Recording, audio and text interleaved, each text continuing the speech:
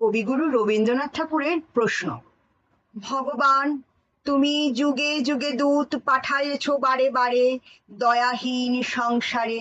তারা বলে গেল ক্ষমা করো সবে, বলে গেল ভালোবাসো, অন্তর হতে বিদ্বেষ বিষ নাশো। বরণীয় তারা, স্মরণীয় তারা, তবুও বাহির দ্বারে আজি দুর্দিনে ফিরানু তাদের ব্যর্থ নমস্কারে। আমি যে দেখেছি গোপন হিংসা, কপট রাত্রি ছায়ে হেনেছে নিঃসহায়ে। আমি যে দেখেছি প্রতিকারহীন শক্তের অপরাধে বিচারের বাণী নীরবে নিভৃতে কাঁদে। আমি যে দেখিনু তরুণ বালক উন্মাদ হয়ে ছুটে কি যন্ত্রণায় মরেছে পাথরে নিষ্ফল মাথা কুটে। কণ্ঠ আমার রুদ্ধ আজিকে বাসি সঙ্গীত হারা, অমাবস্যার কারা লুপ্ত করেছে আমার ভুবন দুঃস্বপনের তলে।